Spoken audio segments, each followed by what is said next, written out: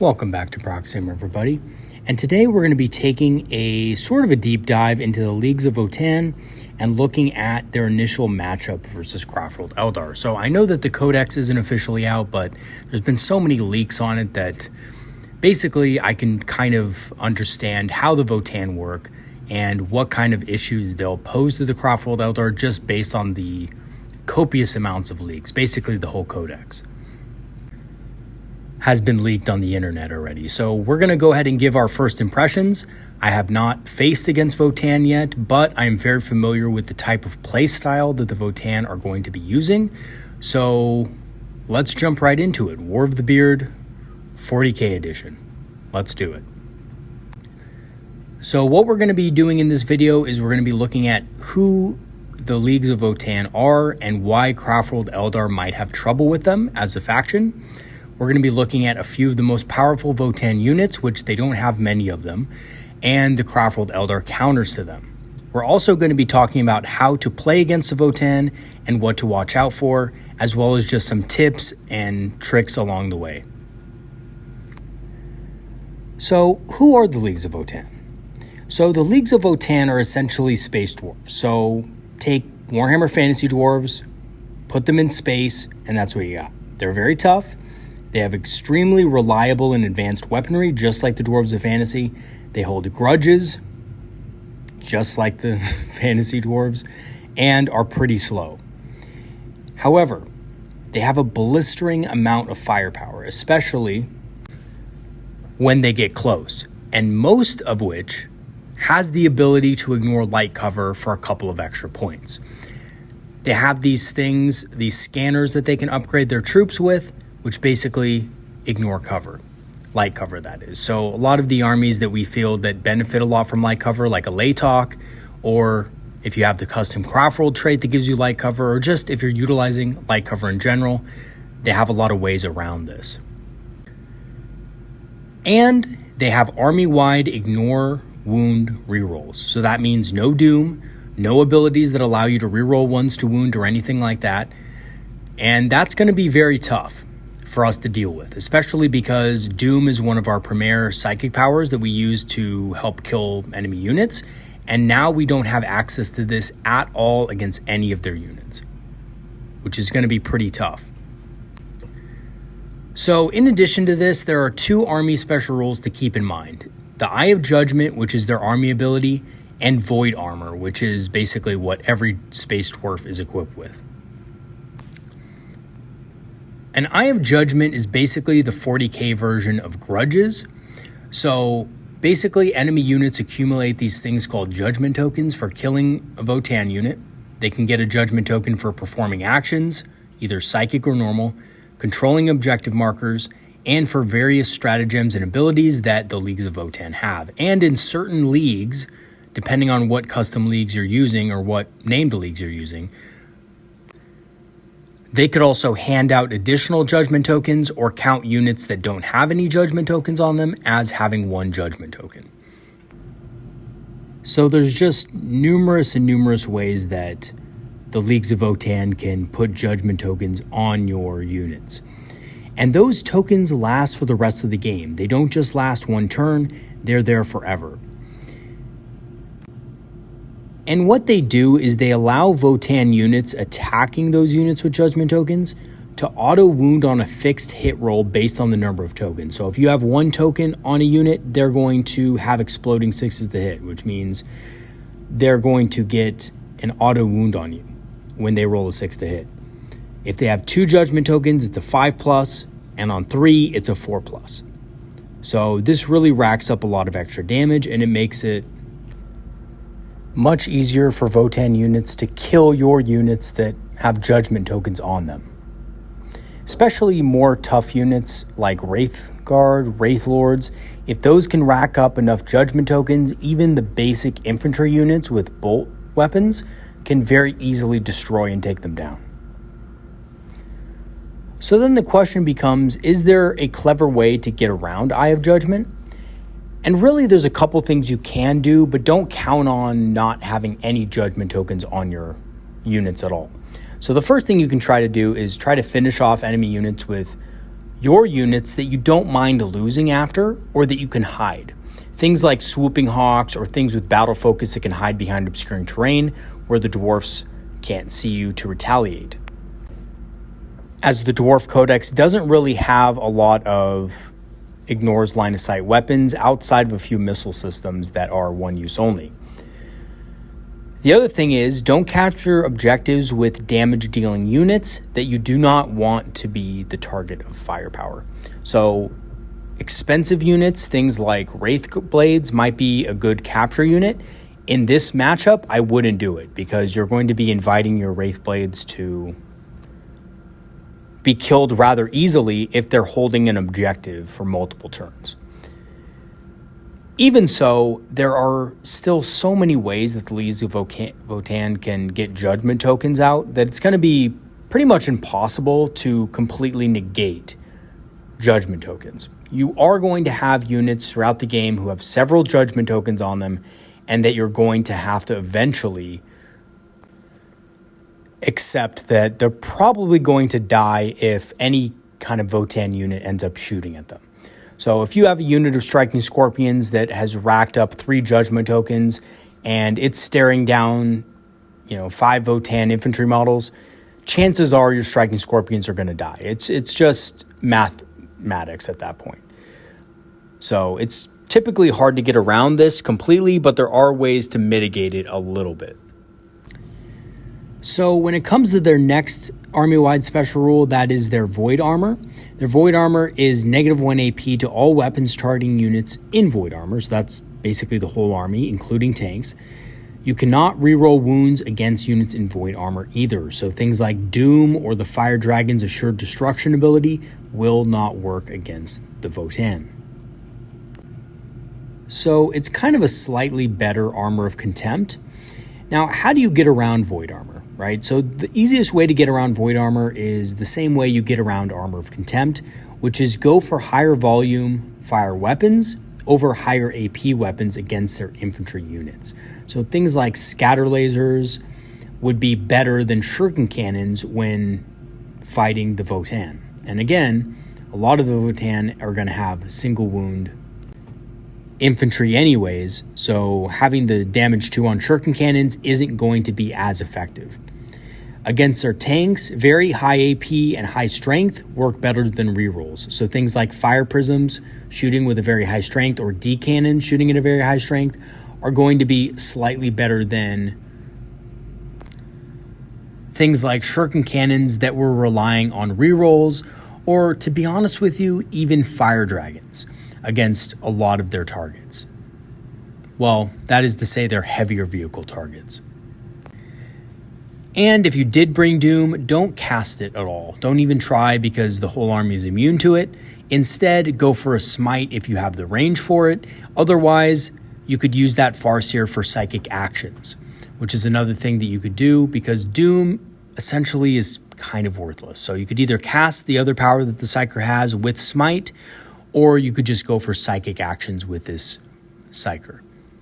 Also, even though you can't reroll the wound roll, modifiers to the wound roll still work. So abilities like Empower and other modifiers like it, like the Howling Banshees, when they charge into combat, they get +1 to wound, are still very effective against Votann infantry and tanks.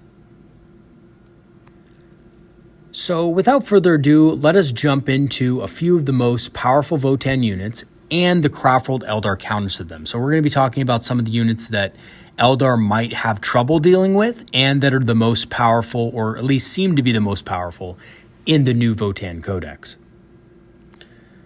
First up, and probably the most notorious, are the Hearthkin Warriors. They have pretty durable stats. They're toughness 4. They have a 4+ save with Void Armor. However, they only have 1 wound. These are great basic infantry models, and I actually think that these guys are going to be one of the best core infantry choices in the game because they just have so many great options. They're pretty durable for their cost. They get a basic ranged weapon with 2 shots, strength 4, AP -1 at 24 inches. So already this is far and above better than the basic bolter of Space Marines. And they can take a med pack for increased durability, which basically means they can ignore the first wound every round, kind of like our Corsair units can do. They also have the ability to resurrect models with a certain stratagem, and they have some deadly weapon upgrades. Probably the most popular out of these is going to be the Magna Rail Rifles, which these infantry squads can also take one of per 10 models, and they can be taken in units of 10 to 20. So despite these guys being a pretty solid troop choice, I think we do have a lot of counters to this. I don't know if other armies have as many counters as we do, but in the anti-infantry department, we actually have a lot of units that are really good at taking out one wound models. Scouter lasers are absolutely amazing at decimating these kind of guys. Blast weapons, because they can only be taken in big squads, unless they combat squad, are also pretty effective. And just our normal anti-infantry tech is all very effective. And although they are pretty tough, they're nowhere close to Plague Marines or even Necron Warriors. So anything that works really well against Necron Warriors is also going to work well against Hearthkin Warriors. Warp Spiders, Swooping Hawks, Dire Avengers, Striking Scorpions, Shroud Runners all work very well against them and can kill them very quickly.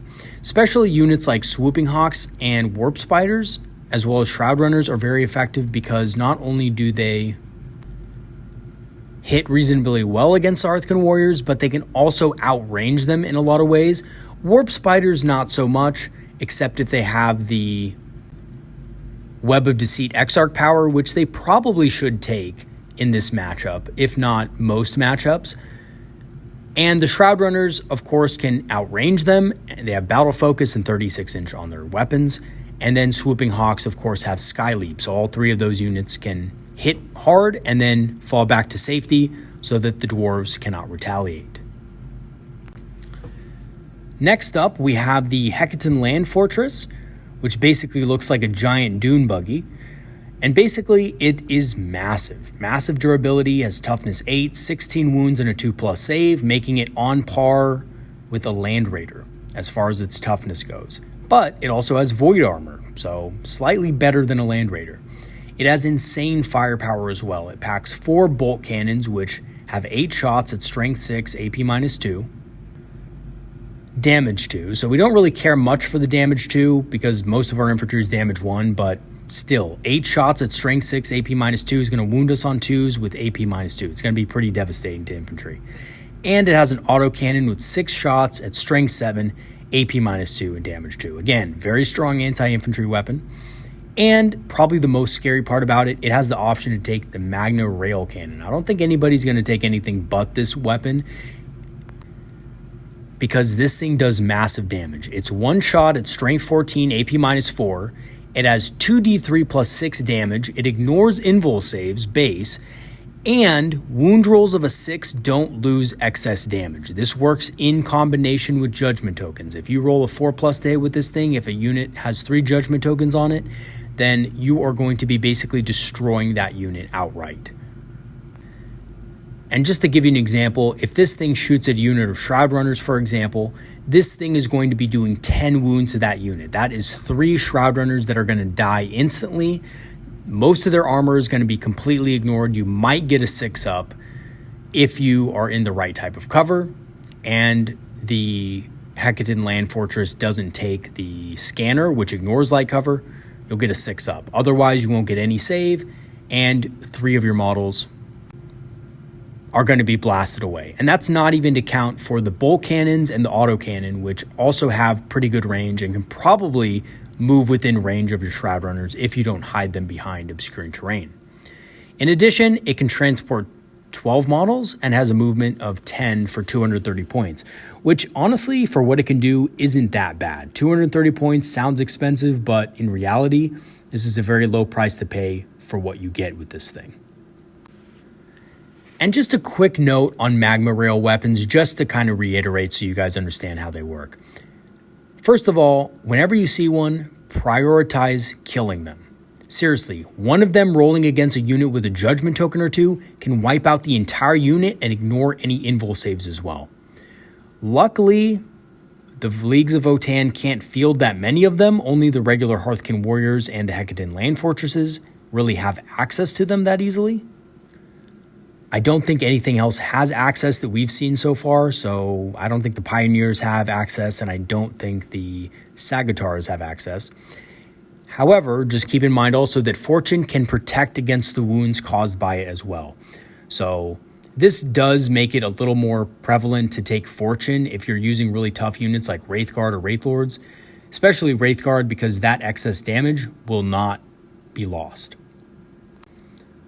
So potentially you could have 3 Wraithguard or Wraithblades dying to one of these things, and the rolls aren't that lucky. They don't have to get that lucky on the rolls. They just have to really roll a 4+. There's a lot of stratagems out there that can give additional judgment tokens every turn.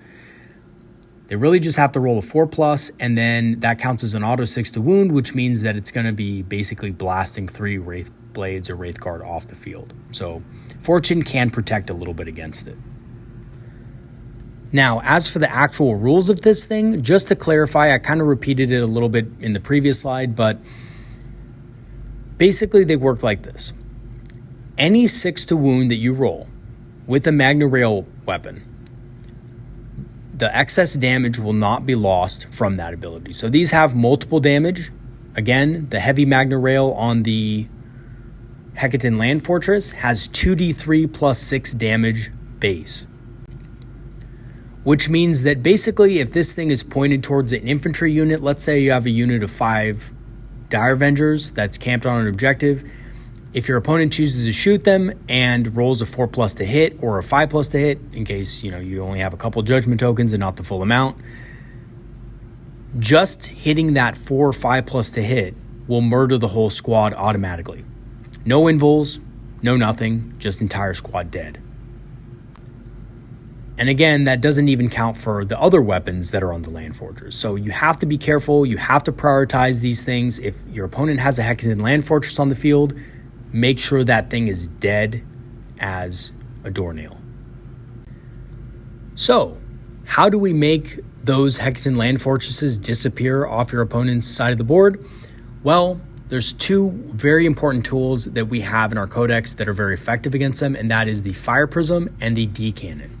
So the Fire Prisms and D Cannons both have a high enough strength to wound on 3+, and they ignore invulnerable saves either with a stratagem in the case of the Fire Prism or with mortal wounds in case of the D Cannons.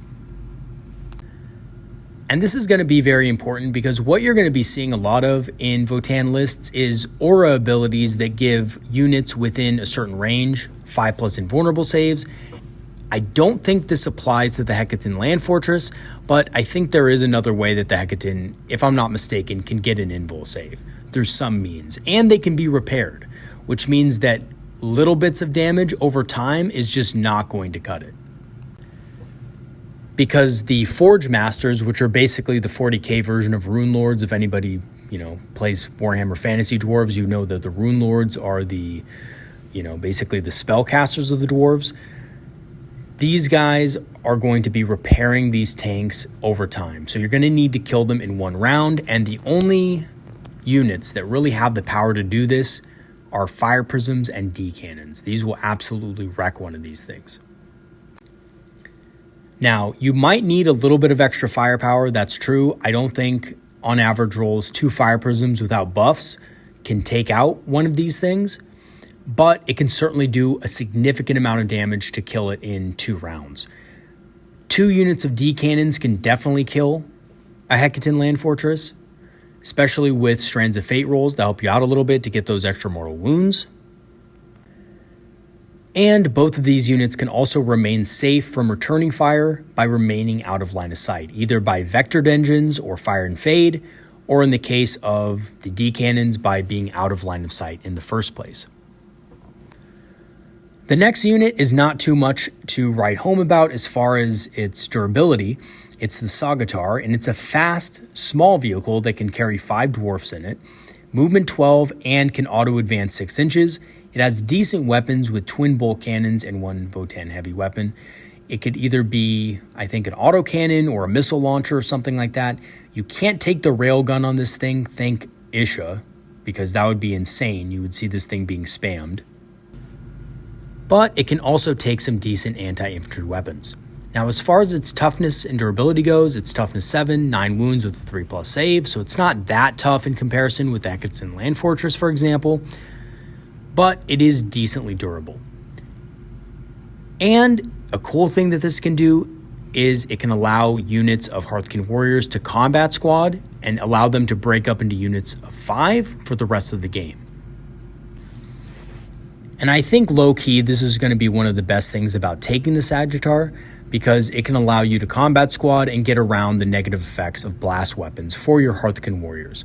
So, pretty good solid piece. It comes in at 110 points, which is kind of expensive for what it is, but when you look at all the special rules that it has and the weaponry it carries, you can see that it's probably definitely worth 110 points. Now, I think the biggest counter to this vehicle is going to be your basic Bright Lance. Basic Bright Lances will wound the normal Sagittar that's not under the effect of any buffs on 3+ and will do significant damage to them. Fire Dragons are also very effective, and Shuriken Cannons, believe it or not, are also pretty effective as well. Now, they do have a relatively low toughness value, which makes it kind of the perfect target for Bright Lances, because they'll wound on a 3+ and negate a significant amount of armor. Even with their Void Armor ability, they'll essentially only get a 6+ save from a Bright Lance. And Fire Dragons may seem like they're a bit overkill against these, but they're actually the perfect unit to deal with them, because one unit of these can split fire and do considerable damage to multiple Sagittars. And then again, this makes it easy to clean up with spare weapons in your army like Shuriken Cannons or other weapons. And in regards to the Shuriken Cannons, they will be wounding on 5+, but they do have the Shuriken rule, which means that every 6 will count as additional -2 armor. So the Sagittar won't have that much armor against Shuriken Cannons either under those effects. And again, because of the low wound count of the Sagittar, damage to weapons are actually pretty viable against this target. The next unit, which has been kind of making the rounds as a competitive or future competitive unit of the Votann, is the Hearnkin Pioneers. Now, these are a fast-moving unit. They have move 12 inches, and they have a 12-inch pre-game move, which is pretty fast for dwarves. They're kind of like the Rangers of 40k. They have decent anti-infantry range damage with their autocannon on the back and their bolt cannon and combat shotgun, or whatever kind of weapons you decide to give this. They're pretty much all going to be anti-infantry weapons. They have toughness 5, 3 wounds, and a 4+ save. So they're not the toughest unit out there, even by dwarf standards, and they're actually, believe it or not, barely tougher than Shroud Runners. And they don't really benefit any extra from being cover or anything like that. So they're also pretty large, they're hard to hide, they're on large bases, and they're decently sized models. So they're going to be tricky to hide, especially behind other units and things like that. They will have a harder time trying to hide behind things like, let's say, a Eketson Land Fortress, for example, because of their large base size and large model size. So some of the counters to these things, these guys are actually pretty easy to kill. Warlocks with Singing Spears are fantastic against these guys. They actually counter them perfectly. Scatter Lasers are also very good just for dealing massive amounts of wounds. And, of course, close combat, because, again, the Hearnkin Warriors don't have a lot of attacks in close combat, and they're not very powerful in close combat. Or the Pioneers, I should say. Now, Singing Spears are actually a direct counter to these guys because they do 3 wounds worth of damage. They don't have AP, so they're not affected by that Void Armor ability. And for every failed save, they take out one of these guys. And if you throw Jinx in there between their shooting and combat, a unit of 5 of these guys won't even survive a charge from a unit of Warlocks. And again, a unit of Warlocks can throw their Singing Spears in there, cast Smite, cast Jinx, charge in, and absolutely wreck them in close combat. And a unit of 5 Warlocks with Singing Spears is only costing you 125 points, whereas a unit of 5 Hearnkins will cost you about 150 points without any upgrades. So you can actually trade really well with Warlocks. Scatter Lasers are also very good because, again, they wound on 3+, and they're getting around that -1 AP reduction of Void Armor, and the Hearnkin Pioneers don't have a great armor save. they don't have that 3-up save that honestly I was expecting them to have when I first saw the models.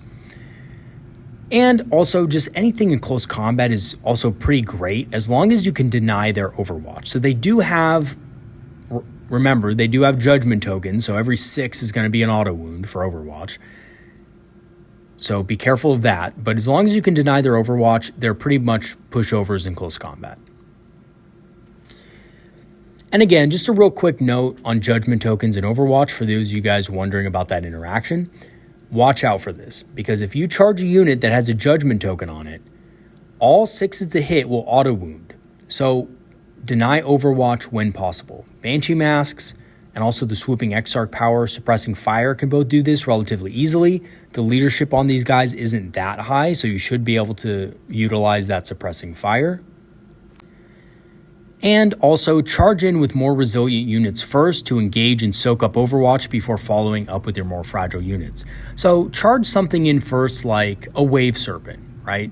A Wave Serpent, yes, they will wound on 6s, but a Wave Serpent has a decent armor save and shouldn't be able to be killed by just the Overwatch from these guys.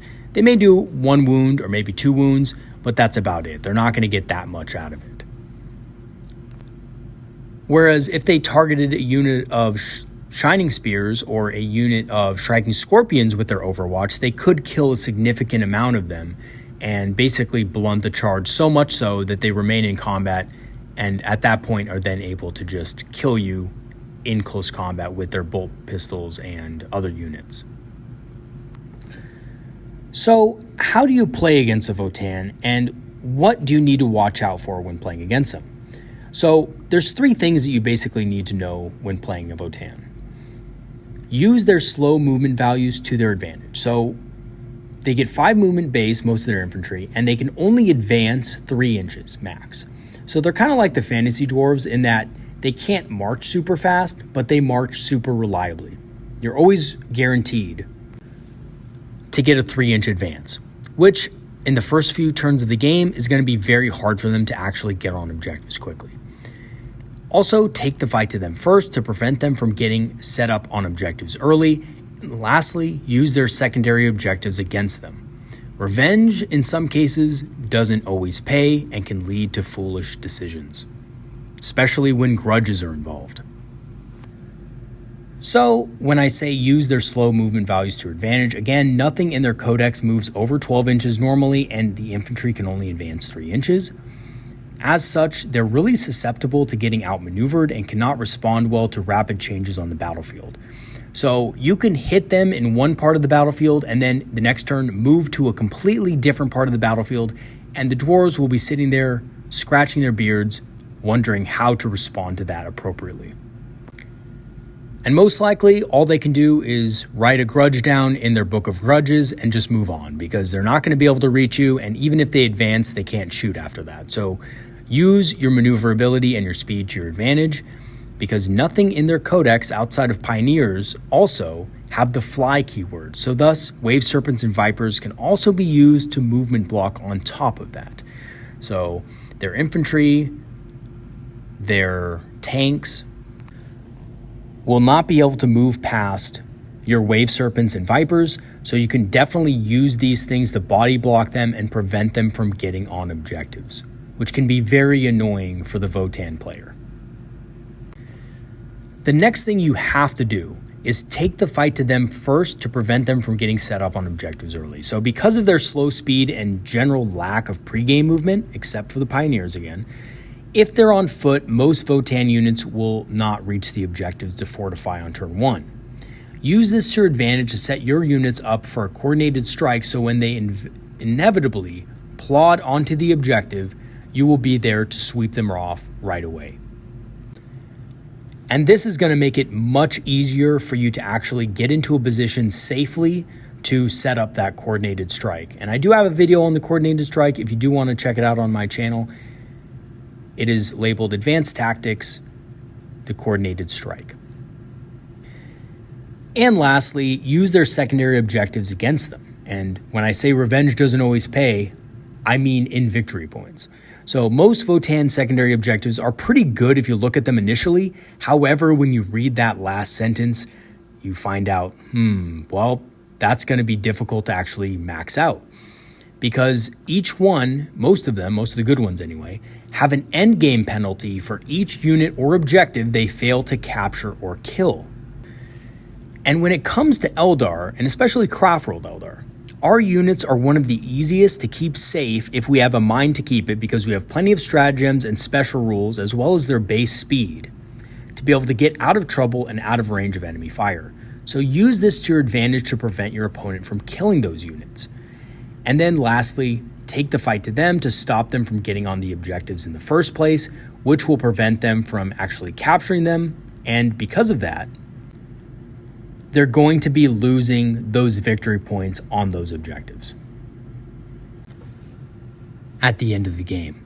So you might come across a lot of Votann games where your opponent might be scoring 40, 45 points on the secondary objectives and doing really well, only to have 9 or 10 or 12 points of those shaved off at the end of the game for not being able to capture certain objectives or not being able to kill certain units that they actually marked to kill. So that's going to be quite a common occurrence, and as Eldar, we can definitely use this to our advantage. So in conclusion, the Votann do look to be one of the harder matchups initially on paper. I definitely thought so when I saw their rules. I thought to myself, well, that's great. Another army that can basically put my Wraith lists in the trash can. But when you think about it a little bit, if you play to the strengths of Craftworld Eldar and use speed and coordinated strikes, they're going to have a lot of trouble striking back effectively, especially with their low movement and difficulty responding to changes on the battlefield. So as a dwarf enjoyer myself, I used to play dwarves in Warhammer Fantasy for a long time. I was a very experienced dwarf player. I can honestly say the Votann play very similar to them. And I know that one of the greatest weaknesses of fantasy dwarves was being able to get on objectives in the first place. If they could get on objectives, they could definitely hold those objectives for a long time. But it was getting there that was tough.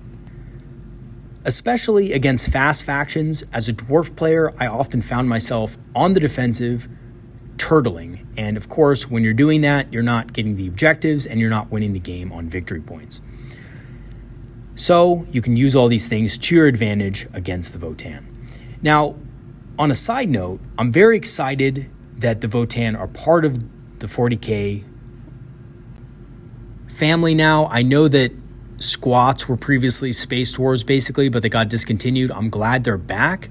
I love the dwarves. I love the look of the new models. I think, I don't know, maybe I'm just too much of a dwarf enjoyer sometimes. I love elves and dwarves. They're my favorite fantasy races. And I love to see them in fantasy 40K as well and in sci-fi. So I'm super excited to see them on the tabletop again, and I'm really looking forward to having some games against the new Leagues of Votann, or as they're going to be commonly called, Space Dwarfs or Squats. So, all right, everybody, that's going to be it for today's video. I hope you guys enjoyed it a little bit, and I hope you guys are looking forward to facing off against some Space Dwarves. The War of the Beard 2.0 is about to come into fruition. So ready your swords, ready your singing spears and shuriken catapults. We're going to have some fun games against the new Leagues of Votann. So I'm looking forward to it. All right, everybody, that's going to be it for today. I'll see you guys next time. Have a good one. Peace out.